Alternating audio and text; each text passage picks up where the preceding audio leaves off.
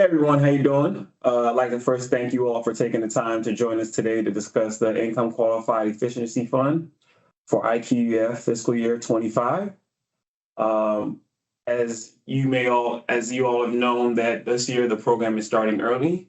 But first I'd like to introduce myself. My name is Shyam Simpson. I'm the Low Income Program Program Manager to the right of me.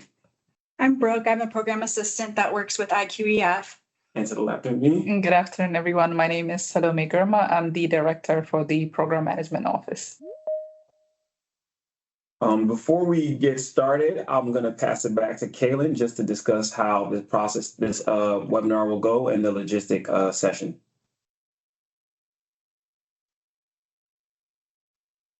Thank you, Shyam. I'm back again. Just letting you all know that we'll have a Q&A session at the tail end of this session. Please do hold those questions you have until the end of the session. If you have a question that you have in the moment that you need to make sure is available to you, that you make sure that you remember, please place it in the chat and we'll get to it as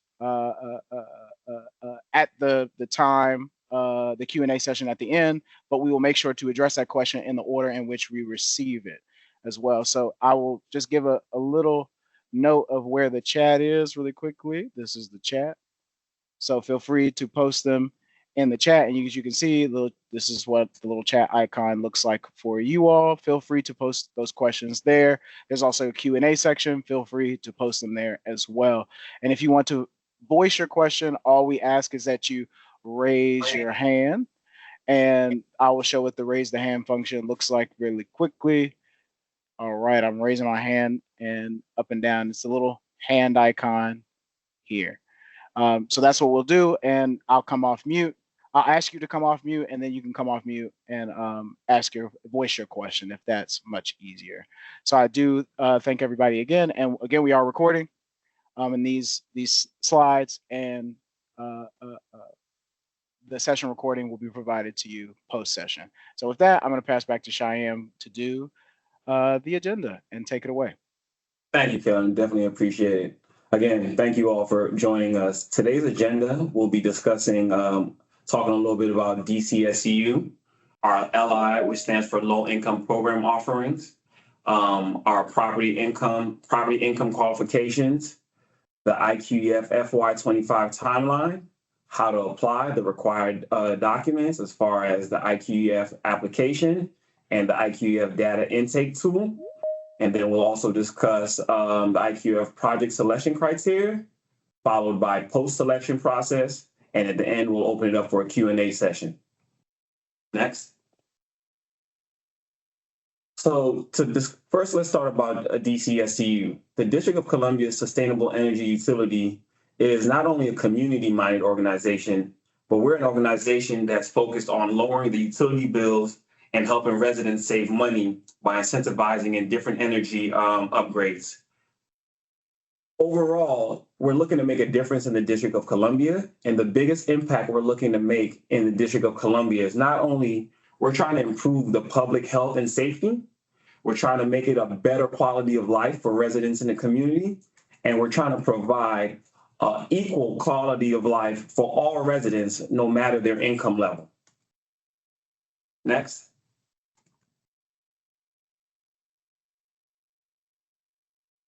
So some of the goals for the DCSEU are, one, we work on different types of projects, whether that be solar installations, deep energy retrofits, and low income spending. 30% of all the funds DCSEU gets have to be allocated to affordable housing and low income eligible residents. Another great part of working at DCSEU is our focus on work development for the residents of the District of Columbia. Our Green Job programs teaches the residents in the community not only about different energy skill sets, but how they can apply those skill sets and give back to their community. Next slide. Thank you very much. So under the low income program, we have a lot of different offerings. Today, our main focus is IQEF. But the other two programs in our offering are Energy Kits and Low Income Comprehensive. By far, IQEF is our most competitive bidding process. Our project price point starts at $10,000 and above. Unlike last year, where our minimum contributions for property managers and owners were somewhere between 10 to 40%, this year our minimum contribution will be 30%. The different types of the minimum contribution will be 30%, and this year we're contractors. Not say this year. Apologies. Our contractors have to be under contract with DCSEU. Another one of our programs is our Low Income Comprehensive. It's a less competitive process where we focus mainly on where customers bring us different incentive projects that are focused on energy savings or gas savings. From there, our engineering team will review the project and determine the incentive will pay out for those projects. Next slide, Kim.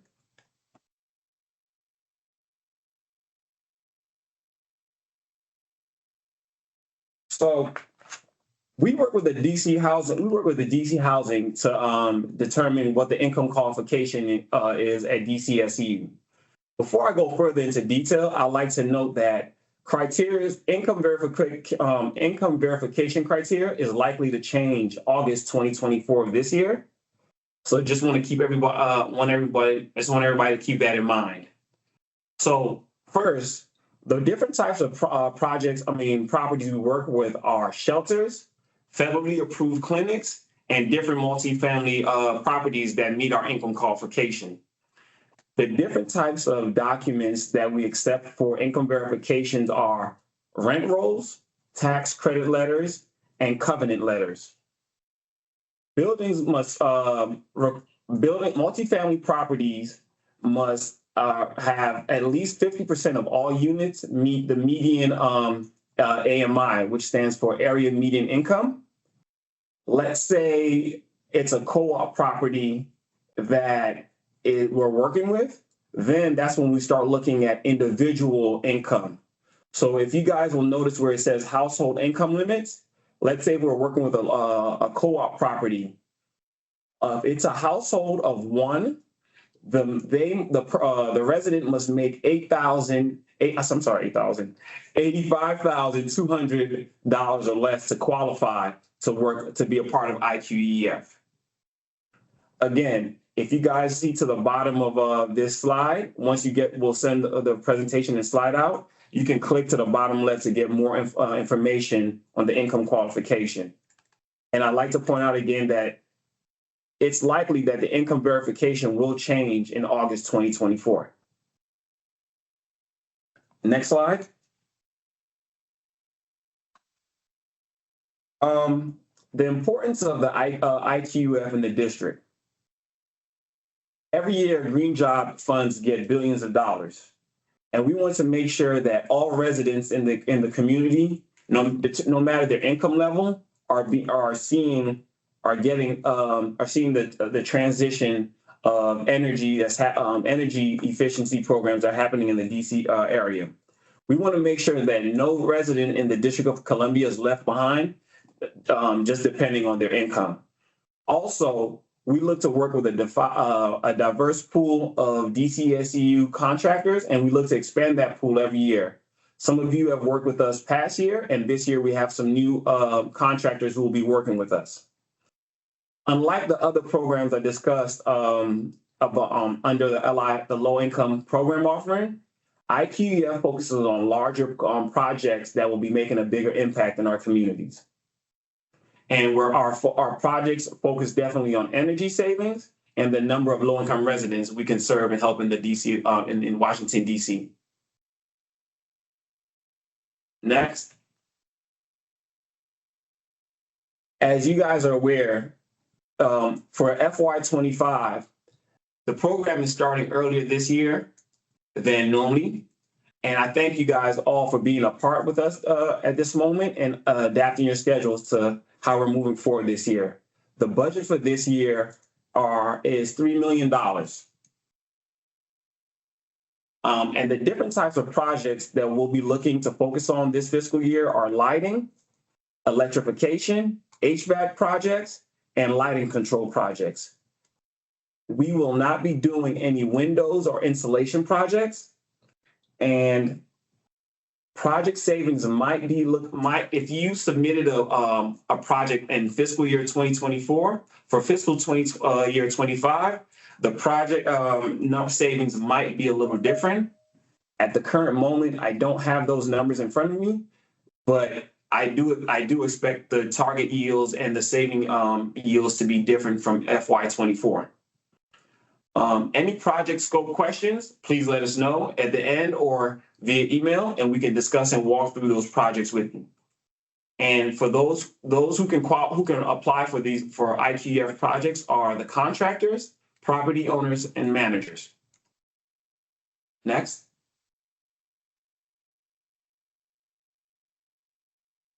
How do we apply? That's a great question.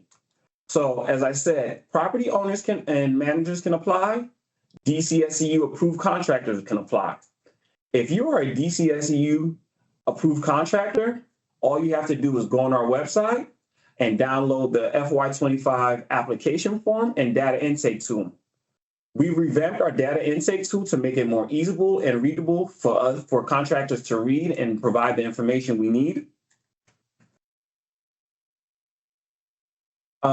Then provide the information we need. And then once you we fill out the application, please email it to incomequalified@dcseu.com.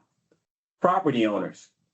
All you have to do if you don't have a contractor a DCSEU approved contractor that you're working with, all you have to do is request a property walkthrough and project review with DCSEU. What we'll do from there is we'll provide your project to different SEU approved contractors, and then we'll provide you a list of 3 to 4 contractors to select from. And once you select the contractor you would like to work with, we'll schedule an approved contractor to perform a site visit for your project. And then once the contractor and property owners have been matched, we'd love for you guys to download the form and fill out the contractor application and the data intake tool. If this is your first time and if you're a first-time contractor who's not approved by DCSEU, what I suggest is that you submit a RFQ, and submission is open right now. I'm not sure that if you are a new contractor, that you will be able to apply and be a part of FY25, but I think you will be able to be a part of our next application process for next year. But the link is there as well, where new contractors can submit a RFQ response. Next, Kayla.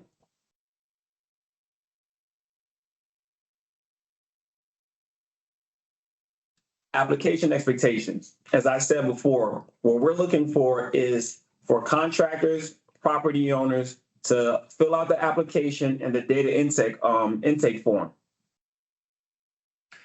For this year, I'd like to highlight that both applications need to be signed by the customer and contractor.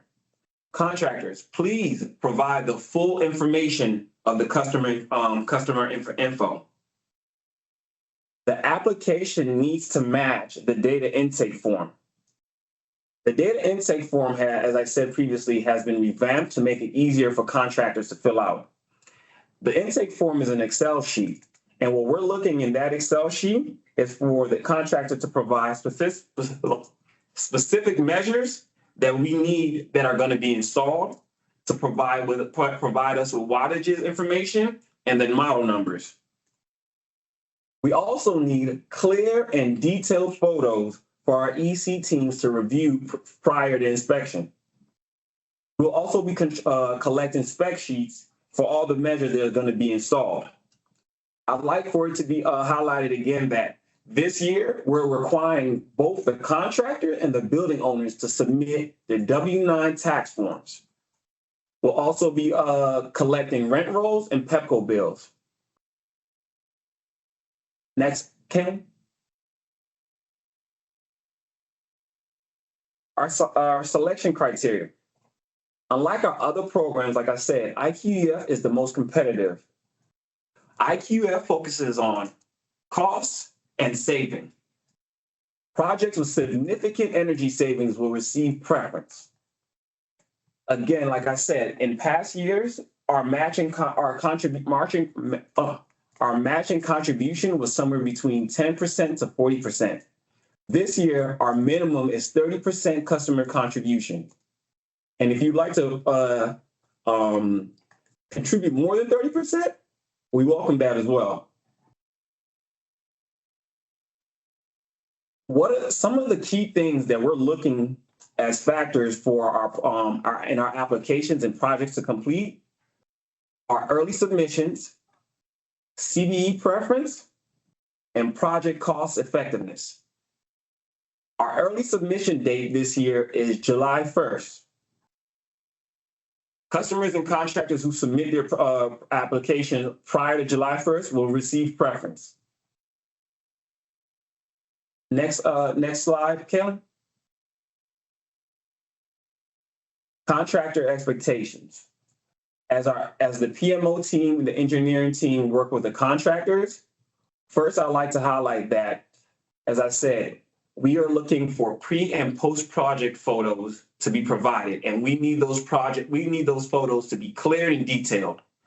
Any project that's over 100,000 will have a mid inspection carried out, 50% work into the progress. That means one of our engineers will stop by mid work of the project to make sure that you are on track to complete on time. An important factor that goes into us when we issue our IAs and work orders, that the project needs to stay the same as the scope that we are writing the IA and work orders for. Any change of models, any change of scope regarding material or timeline needs to contractors need to let us know ahead of time. Because if that happens, we need to write amendments or change the IAs and work orders before you can proceed with the updated changes. And I'd like to let everyone know, with all our contractors, please let us know of these things in a timely manner. That way we can get it done on time and make sure that you are able to get your work on time, and we are make sure to stay on track with what we have going on in the fiscal year. Next slide, Kevin.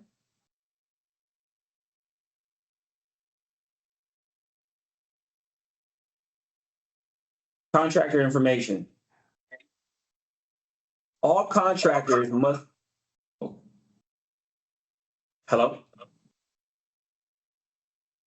Hello, is everything okay? You're good. Okay. Yes, we can hear you. Okay, just want to make sure. Thank you. All contractors must be under contract with DCSEU for fiscal year 2024 and fiscal year 2025. As I said before, priority will be given to CBE contractors / SVE. And all contractors must have additional insurance required for in-unit projects. All green jobs submissions will remind contractors every month to update us with the monthly updates on green jobs. And for new contractors who would like to become DCSEU contractors, as I said before, our RFQ is open currently, and you can use this link to apply. Next.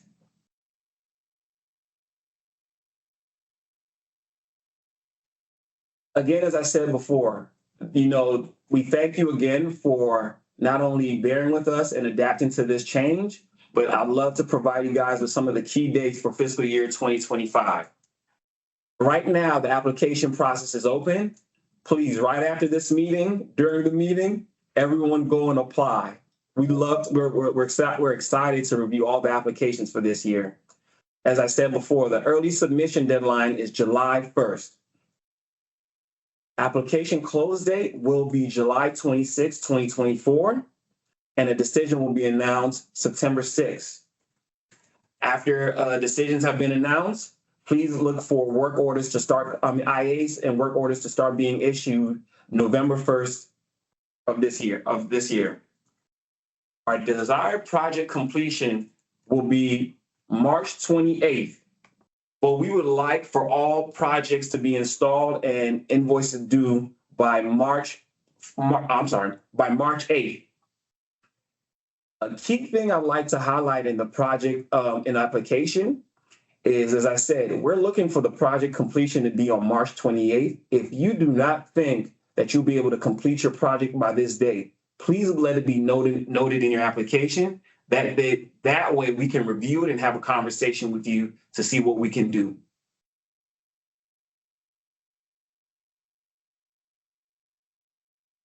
Next, I'll pass it to Kaylin to give us an update on the worship roundtable. Yes, hello, thank you again, Cheyenne and team. It was a great presentation. We're about to open up Q&A in just a second.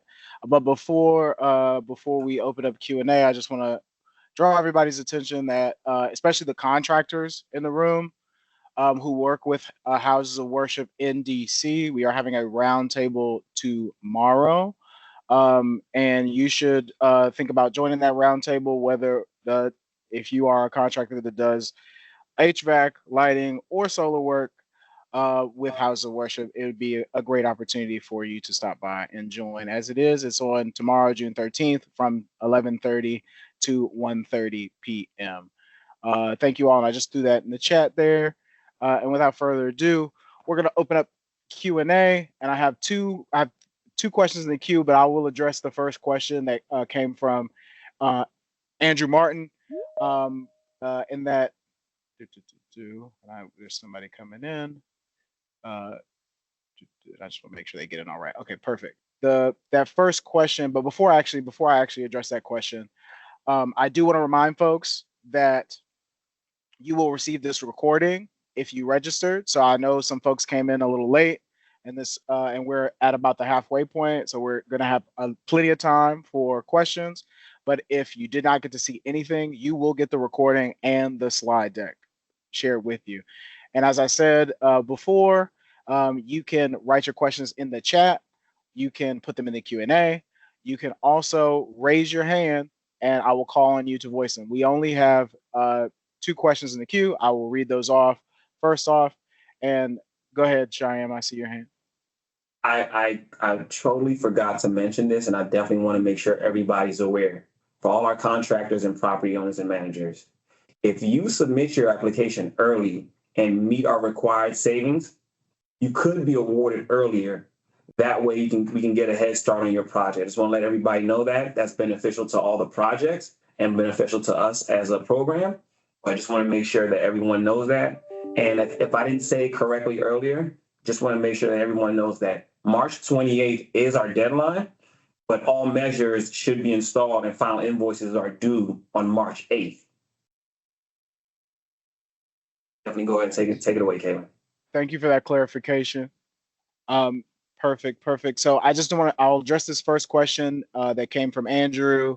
Can you confirm if these 2 DC programs have a similar application process, IQEF, the one we're talking about today, and the Affordable Homes Electrification Program? I can answer that question very quickly, and the answer is no. So I just want to make sure that was abundantly clear. The process that we discussed today is unique to IQEF. And please do review these documents and recording to help you with that process as well. The first question from Joanna, go ahead. Yeah, Kaylin, I would like to add, Andrew, if you have a project in mind and you're not sure which program is best fitted for, just contact any one of us, and then we'll walk you through the process to see which is a better fit for the project that you have in mind. Thank you, Salome. And so the first question up, and I see a hand. You'll be your number 3. From Joanna, can you apply for this if your project is already under construction? So I'll pass that off to the program team. Joanna, yes, you can apply. The main thing is the project must be completed, or the measures that we are inspecting need to be completed in the fiscal year of FY25, meaning nothing should be completed before October 2024, between October 2024 and September 2025. So as long as that's the case, then yes, you can apply. Thank you, Salome, and thank you, Joanna, for your question. Christina had a question as well. Will IQF cover heavy ups to allow to switch from gas to electrification? In general, yes. We also pay for load studies. So it kind of creates, what we would like you to do is assume we are paying for the load study and the project makes sense. So go ahead and apply with those assumptions. But down the line, we will pay for load studies as well as heavy up as required. Thank you. And please keep in mind, the cost of the project will be calculated throughout to find the savings, the yield, what we're talking about. If that doesn't make sense, which tends to be more expensive, then your project may not qualify. It might be a better fit, for example, our affordable electrification program. So again, go ahead, please submit it, and then we will review. And if it's a better fit, we'll move it to the other programs. Hey, this is sorry, this is Christina. Sorry, I'm the one who asked the question. Just to provide a little bit more clarity, the affordable home electrification, that's for single family, correct? Not multifamily. So will the IQEF cover multifamily heavy ups, like an apartment building? Yes, so it's a bit confusing, I understand. So this fiscal year, we actually had multifamily and single family for the electrification program. It is certainly focused on single family, but DC government has allowed some funding for multifamily as well. We expect that multifamily electrification program to continue next year as well. We're hearing, so I would recommend you apply through IQEF first, because we definitely know we are doing multifamily electrification in that one. And then, like I said, if it's a better fit, then we'll find a house for this project. Okay, wonderful. Thank you so much. No problem. Thank you, Christina, for the follow-up. And I know I saw a hand as well. And thank you, Salome, for the response. I believe it was Humberto. You had a hand up. I did see it. I remembered it. So Humberto, please come off mute and voice your question. Yes, good afternoon. I just wanted to ask you, are you guys providing the list of the clients, or the contractor will have to look for the clients themselves? Okay, so the question was, are we providing the list of the clients to the contractors, or do the contractors have to find their own? So here is how it works. If building owners come to us and say, hey, I have this building, I would like to explore some work, then we will send out at least 2 contractors to get bids in. And then the owner picks whichever contractor that they want to work with.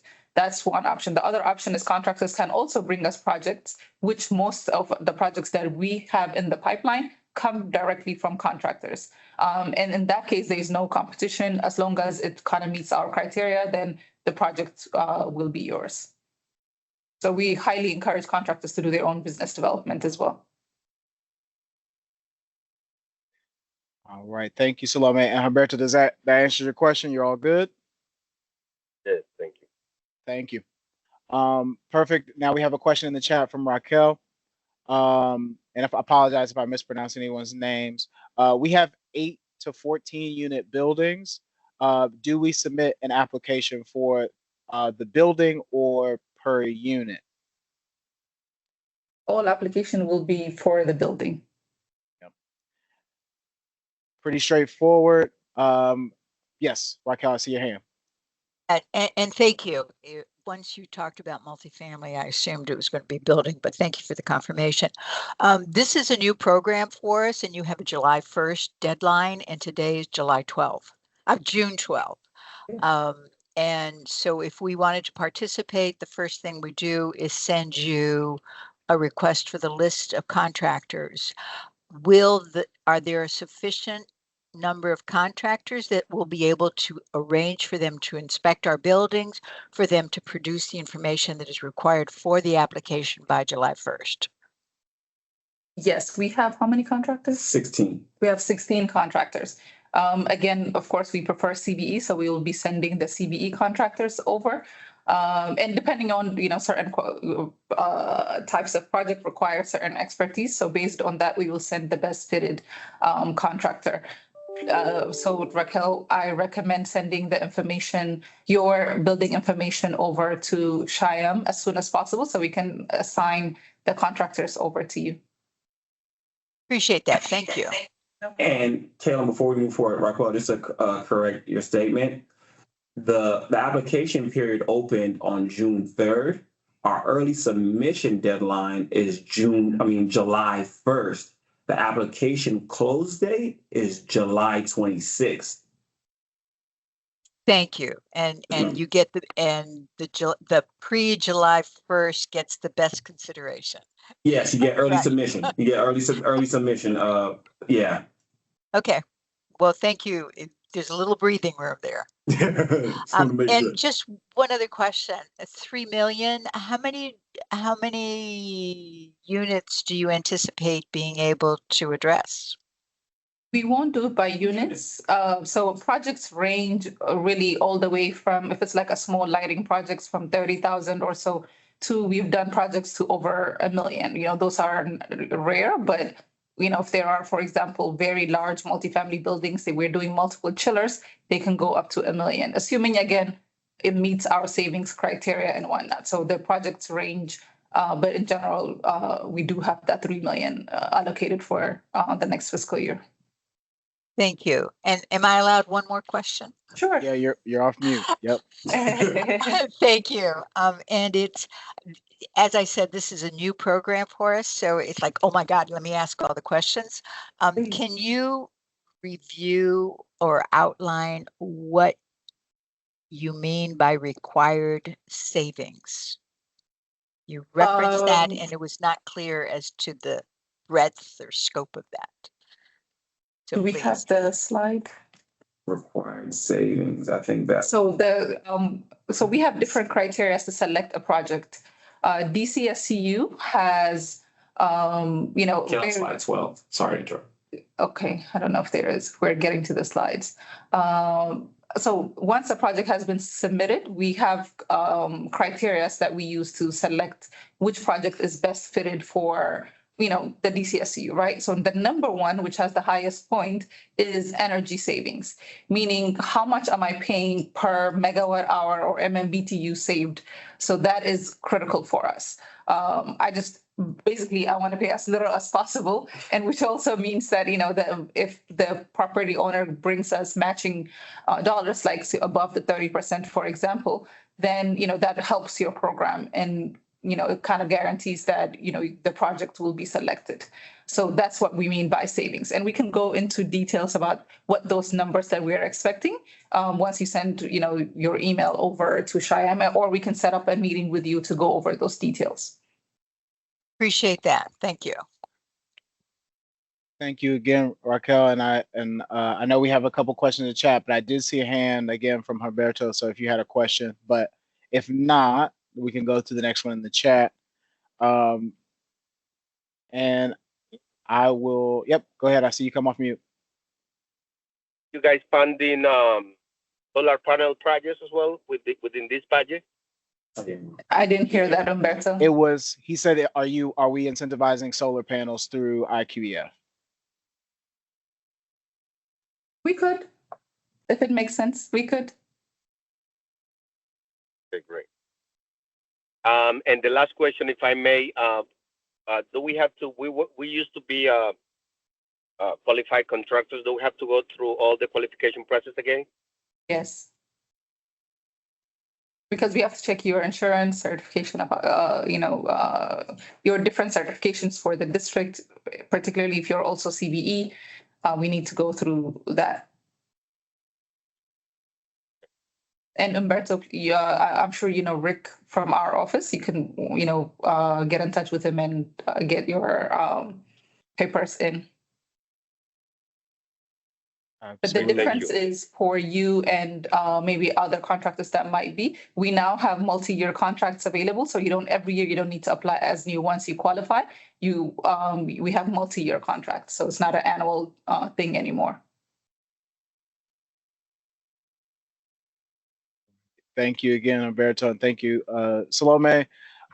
I know I see a hand up. There were some folks in the chat first, so I'm Okay. going to get to those, and then I'm going to come back to the hand. Gregory asked, buildings that are set aside for nonprofit community-based programs, are they eligible under the program IQEF?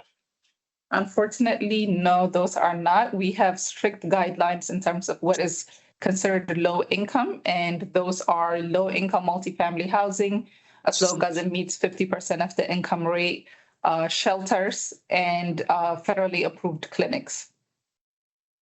And Christina has a question, which the answer is I will say no to that, but Salome, feel free to Yes. expand. Will you cover high efficiency gas equipment? So we can't cover anything that will consume gas as new. So in general, the district is moving towards electrification. So we are not trying to incentivize anything that actually consumes gas. However, things like, for example, pipe insulation, the unit is already, let's say we're looking at a boiler. The boiler is already functioning, but you're trying to kind of save on gas for, pipe insulation and things like that, or controls for that boiler. Those we can do. However, I cannot replace a boiler which will now continue to use gas, if that makes a difference. I hope you understand. If not, please let me know. I'm sorry to interrupt, Salome. This is Humberto again. Uh-huh. I'm sorry to ask so many questions, but I just want to be a little bit No. This is clear since exactly I what we haven't want worked. to hear. Yes. So because I remember that I installed over 15. My company installed over 15 boilers, water heaters, gas water heaters. Remember that Yes. they were energy efficiency over 90. They have to be over 96% Yes. energy efficiency. So those are not being installed anymore. You're not taking Not any. Yeah, those we anymore. can't. No, we can't. We haven't done that for the last 2 years or so. Yes, in August general, like I 2021. said, yes, since 2021. So because DC government in general is moving towards electrification, they don't want us to incentivize any new gas equipment. So the ones that are existing, if we want to make them efficient, we can work on those, but nothing new, no new equipment. Got it. Thank you so much. No problem. And please feel free to continue to ask questions. Yes. And I know we have a hand from Ali, so come off mute and ask your question. I appreciate the opportunity to ask a question. I think I might have found the answer to my question, but I'll reiterate it in case I'm looking at the wrong place. The steps required in order to submit the application, I'm looking at the apply for funding page under IQEF. Would that be a good tool to use? I missed the first. Is what required? I'm trying to. Okay, this is it right here. It looks like we have it on the screen.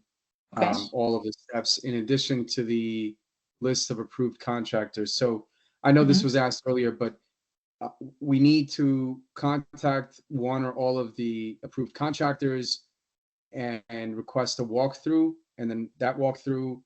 No. Okay. Yes. Well, Ali, I apologize. Are you a building owner? I'm a building owner. Yes. Okay. Yes. So if you do not, yes, you will need to work with one of our contractors. And if you have, again, like I mentioned earlier, please send us an email.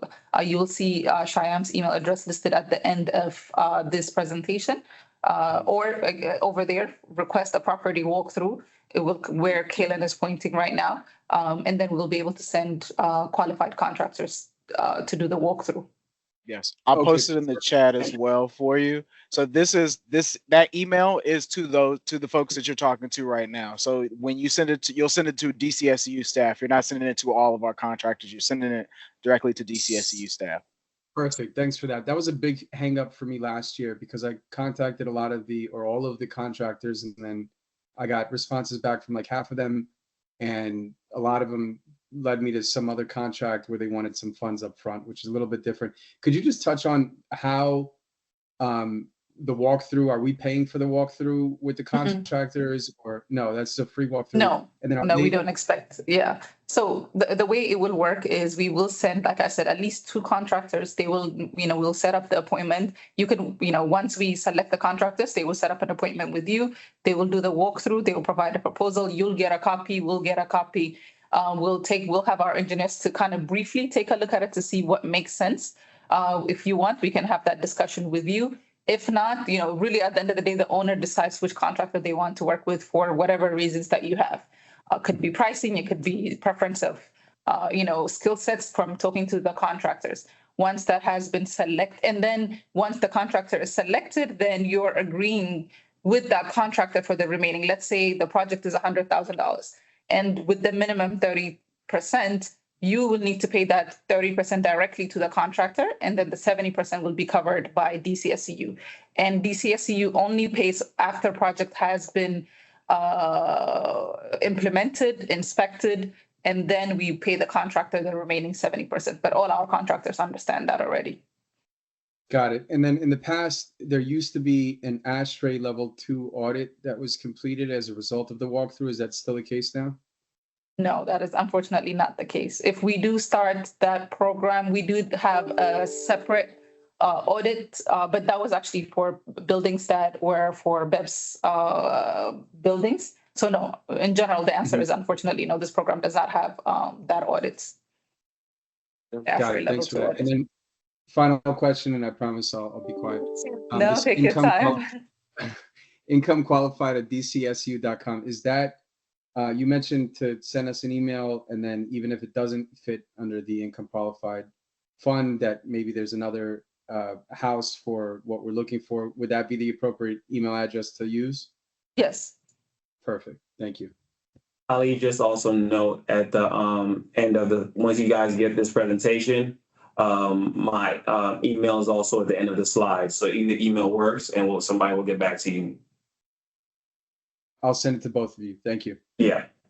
Kaylin, before we go to the next question, I would like to raise a thought that just came to my mind since we've been talking about the different properties and the fact that we're doing the FY25 earlier than normal. I'd like to let the contractors, property owners, and property managers know that we're starting the program early, and with the income qualified documents you will be submitting, we know that since we're in June, we're in June right now, you'll probably be providing us with FY25 income qualified documents.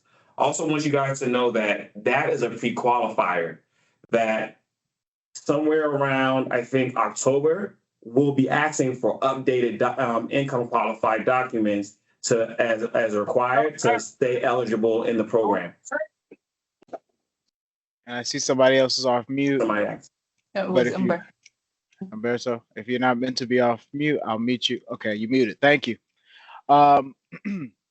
Perfect. And thank you for reiterating that, Cheyenne. I'll say it again too, because it got clipped off at the end a little bit there. But basically what Cheyenne was saying was that income qualifying documents, you will likely have FY24 income qualifying documents, and you will likely be required to submit updated income qualifying documents in the new fiscal year, October 2024 for FY25 to remain. So this is pre-qualification is what Cheyenne was saying. And correct me if I'm wrong. I just wanted to repeat it. No, you're correct. Perfect. Next question is from Dan or Don. I'm sorry if I pronounced it wrong the first time. How will the energy savings be measured for a heavy up project to support the replacement of gas ranges with electric? This is a multifamily building. Perfect. So I'll pass that one to you. Okay, sounds good. Dan, is the gas range the only thing that's happening in the building, or are there other HVAC or lighting measures?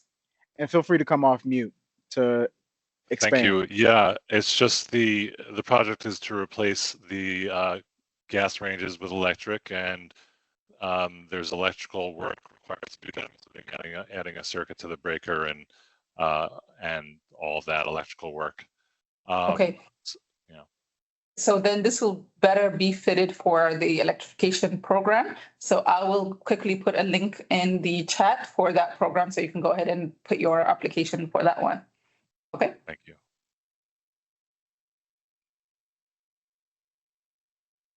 Thank you, Salome, and thank you, Don. And apology if I mispronounced your name again. Next one is from Andrew.